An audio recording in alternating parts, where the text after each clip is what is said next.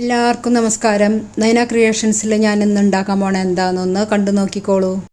ഞാനിന്നിവിടെ ഉണ്ടാക്കാൻ പോണത് ക്രീം കോഫി പുഡിംഗ് ആണ്. അതിന് വേണ്ടിയിട്ട് ജെലറ്റിനോ ചൈന ഗ്രാസോ ഒന്നുമല്ല, ഒരു സ്പെഷ്യൽ ഇൻഗ്രീഡിയൻ്റ് ആണ് ചേർത്തിട്ടുള്ളത്.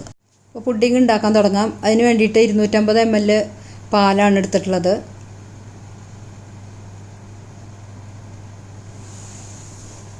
ഇതിപ്പോൾ ഏത് പാത്രത്തിൽ വേണമെങ്കിലും എടുക്കാം കേട്ടോ. 250 ml തന്നെ വേണമെന്നൊന്നുമില്ല. അപ്പോൾ നമ്മൾ എടുക്കുമ്പോൾ അതിനനുസരിച്ചിട്ട് പൊടികളൊക്കെ വ്യത്യാസം വരുത്തണമെന്നേ ഉള്ളൂ. പിന്നെ ഞാനിതിലേക്ക് 3 രൂപയുടെ ഒരു ബ്രൂ ഇൻസ്റ്റൻറ്റിൻ്റെ കോഫിയുടെ പാക്കറ്റ് എടുത്തിട്ടുണ്ട്. അതാണ് ചേർത്ത് കൊടുക്കുന്നത്. ഇതിലൊരു ടേബിൾ സ്പൂൺ ഉണ്ടാവും.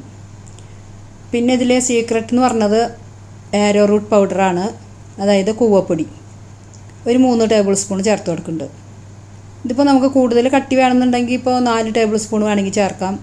ഇപ്പോൾ കുറവ് കട്ടി മതി എന്നുണ്ടെങ്കിൽ 2 ടേബിൾ സ്പൂൺ ചേർത്താലും മതി.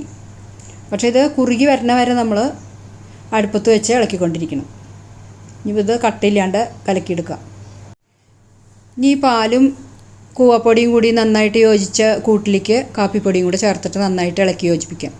അപ്പോൾ ഈ കൂവപ്പൊടി ഇല്ലയെന്നുണ്ടെങ്കിൽ അതിന് പകരമായിട്ട് കോൺഫ്ലവർ ചേർത്താലും മതി. അപ്പോൾ ഈ കോൺഫ്ലവറും കൂവപ്പൊടിയും ഒന്നും ഇല്ലയെന്നുണ്ടെങ്കിൽ ഒരു 2 ടേബിൾ സ്പൂൺ മൈദ ചേർത്താലും മതിയാവും. പക്ഷേ മൈദ ആവുമ്പോൾ അതിന് ഒരു കുറുക്കൊക്കെ കഴിക്കുന്ന ടേസ്റ്റ് വരും. അപ്പോൾ ഈ കൂവപ്പൊടിക്കും കോൺഫ്ലവറിനൊന്നും ആ ഒരു ടേസ്റ്റ് ഉണ്ടാവില്ല. ഈ കാപ്പിപ്പൊടിയും നന്നായിട്ട് ഇളക്കി യോജിപ്പിക്കാം. അപ്പോൾ അത് നന്നായി യോജിച്ചിട്ടുണ്ട്. ഇനി ഈ കൂട്ടിലേക്ക് മധുരത്തിന് ആവശ്യത്തിനുള്ള പഞ്ചസാര ചേർത്ത് കൊടുക്കാം.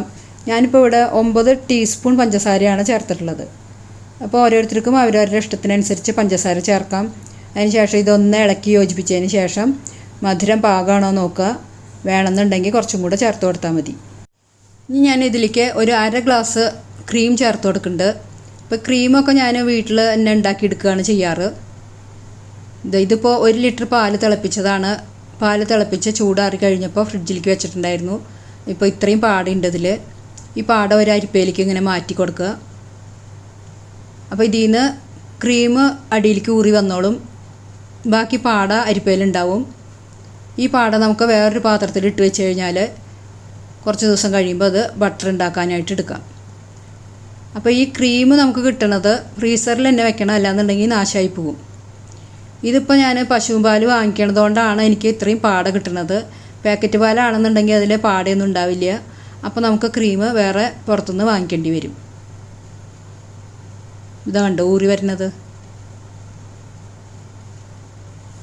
അപ്പം 3-4 ദിവസമായിട്ട് ക്രീം ഇങ്ങനെ എടുത്ത് ഒരു ഗ്ലാസ്സിലാക്കിയിട്ട് ഫ്രീസറിൽ സൂക്ഷിച്ചിട്ടുണ്ടായിരുന്നതാണിത്. അപ്പോൾ ഈ കൂട്ടൊന്ന് നന്നായിട്ട് ഇളക്കിയതിന് ശേഷം നമുക്ക് അടുപ്പത്ത് വെച്ച് കൊടുക്കാം. അപ്പോൾ ഈ കൂട്ട് ആദ്യം വയ്ക്കുമ്പോൾ ഹൈ ഫ്ലെയിമിൽ വയ്ക്കാം. നന്നായിട്ട് ചൂടായതിന് ശേഷം മീഡിയം ഫ്ലെയിമിലേക്ക് ആക്കാം. കൂട്ട് എപ്പോഴും കൈയെടുക്കാണ്ട് ഇളക്കിക്കൊണ്ടിരിക്കണം, അല്ലെങ്കിൽ അടി പിടിക്കും. അപ്പോൾ ഈ കൂട്ട് കുറുകി തുടങ്ങിയിട്ടുണ്ട്. ഈ സമയത്ത് ലോ ഫ്ലെയിമിലേക്ക് ആക്കുകയാണ്. അതിനുശേഷം അത് കട്ട കട്ടാണ്ട് നന്നായിട്ട് ഇളക്കി കൊടുക്കാം. ഇപ്പോൾ ഞാനിവിടെ 3 ടേബിൾ സ്പൂൺ കൂവപ്പൊടിയാണ് ചേർത്തിട്ടുള്ളത്. നിങ്ങൾക്ക് ഇത്ര കട്ടി വേണ്ടാന്നുണ്ടെങ്കിൽ 2 ടേബിൾ സ്പൂൺ കൂവപ്പൊടി ചേർത്താൽ മതിയാവും. ഇപ്പോൾ ഈ കൂട്ട് നല്ല കട്ടിയായിട്ട് വന്നിട്ടുണ്ട്. ഇനി ഇതിലേക്ക് 1/2 ഗ്ലാസ് ക്രീമാണ് ചേർത്ത് കൊടുക്കുന്നത്. ഇപ്പോൾ ക്രീം ചേർക്കണതുകൊണ്ടാണ് ഇവിടെ ഈ കൂട്ട് ഇത്ര കട്ടിയാക്കി എടുത്തത്. ക്രീം ചേർക്കണില്ല എന്നുണ്ടെങ്കിൽ ഈ കൂട്ട് ഇത്ര കട്ടിയാവേണ്ട ആവശ്യമില്ല. കുറച്ച് ലൂസായിരിക്കുമ്പോൾ തന്നെ നമുക്ക് ഫ്ലെയിം ഓഫ് ചെയ്യാം. ക്രീം ചേർത്തതിന് ശേഷം എല്ലാം കൂടി ഒന്ന് നന്നായിട്ട് ഇളക്കി യോജിപ്പിക്കാം.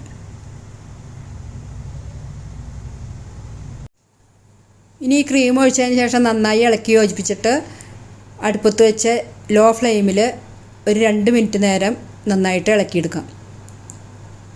അപ്പോൾ എൻ്റെ ഈ ചാനൽ സബ്സ്ക്രൈബ് ചെയ്യാത്തവരുണ്ടെങ്കിൽ ഒന്ന് സബ്സ്ക്രൈബ് ചെയ്തോളൂ. ബെല്ലൈക്കണും ഓൾ എന്നുള്ള ഓപ്ഷനും ഒന്ന് മറക്കാണ്ട് പ്രസ് ചെയ്യണം കേട്ടോ. ഇപ്പോൾ ഇത് നല്ല കുറുകി വന്നിട്ടുണ്ട്. ഇനി ഫ്ലെയിം ഓഫ് ചെയ്യാം. പുഡിംഗ് സെറ്റ് ചെയ്യാനുള്ള പാത്രം ആദ്യമേ തന്നെ നമ്മൾ നെയ്മയം പുരട്ടി വെക്കണം. ഞാനിവിടെ 2 പാത്രമാണ് എടുത്തിട്ടുള്ളത്. അപ്പോൾ ഈ പുഡിംഗ് ഫ്ലെയിം ഓഫ് ചെയ്ത ഉടനെ തന്നെ ചൂടോടുകൂടി തന്നെ സെറ്റ് ചെയ്യാനുള്ള പാത്രത്തിലേക്ക് ആക്കണം. ഇനി ഒരു സ്പൂണിൻ്റെ പുറകിലോ അല്ലെങ്കിൽ ഒരു ഗ്ലാസിൻ്റെ അടിഭാഗത്തോ അല്ലെങ്കിൽ ഇതേപോലെ സ്പാച്ചിലോ എന്തിലെങ്കിലും ഇതേപോലെ നെയ്യൊന്ന് ഇത്തിരി ആക്കിയതിന് ശേഷം ഇതിൻ്റെ മോൾ വശം നമുക്കൊന്ന് ലെവലാക്കി കൊടുക്കാം. അതിന് ശേഷം ചൂടാറി കഴിയുമ്പോൾ ഫ്രിഡ്ജിൽ വെച്ചിട്ട് സെറ്റാക്കി എടുക്കാം. ഇപ്പോൾ ഇതാ ഒരു അടിപൊളി കോഫി പുഡിംഗ് കേക്ക് റെഡി ആയിട്ടുണ്ട്. ഇത് അടിപൊളി തന്നെയാണ് കേട്ടോ, വെറുതെ പറയല്ല, നല്ല ടേസ്റ്റാണ്. പിന്നെ ഈ പുഡിങ്ങിൻ്റെ പ്രത്യേകത എന്താണെന്ന് വെച്ചാൽ ഈ പുഡിങ് നമ്മൾ പാത്രത്തിലാക്കിയിട്ട് ചൂടാറി കഴിയുമ്പോൾ തന്നെ ഇത് സെറ്റായി കിട്ടും. പിന്നെ ഇത് ഫ്രിഡ്ജിൽ വെക്കണം എന്തിനാണെന്ന് വെച്ചാൽ തണുപ്പിച്ച് കഴിക്കുമ്പോൾ ഇതിന് അടിപൊളി ടേസ്റ്റാണ്, നല്ല ടേസ്റ്റ് തന്നെയാണ് കേട്ടോ. കോഫിയും ക്രീമും ഒക്കെ ചേർത്തിട്ടുള്ളത് കൊണ്ട് അടിപൊളി കോഫി പുഡിംഗ് കേക്കാണിത്. അപ്പോൾ എല്ലാവരും ഒന്ന് ഉണ്ടാക്കി നോക്കിക്കോളൂ. ഇത് ഇഷ്ടപ്പെടുകയാണെന്നുണ്ടെങ്കിൽ ലൈക്ക് ചെയ്യാനും ഷെയർ ചെയ്യാനും മറക്കണ്ട. അപ്പോൾ നിങ്ങളുടെ ഫ്രണ്ട്സിനൊക്കെ ഒന്ന് ഷെയർ ചെയ്ത് കൊടുത്തോളൂ. പിന്നെ അഭിപ്രായങ്ങളും നിർദ്ദേശങ്ങളൊക്കെ ഉണ്ടെന്നുണ്ടെങ്കിൽ കമൻറ്റ് ബോക്സിലൂടെ എഴുതി അറിയിക്കുക. പിന്നെ എൻ്റെ വേറെയും കുറേ വീഡിയോസ് ഉണ്ട്, അതൊക്കെ ഒന്ന് കണ്ടു നോക്കിക്കോളൂ.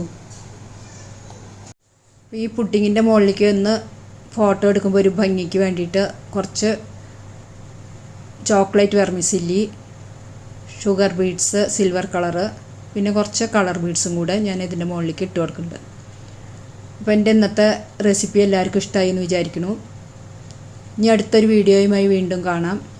എൻ്റെ ഈ ചാനൽ കണ്ട എല്ലാവർക്കും നന്ദി, നമസ്കാരം.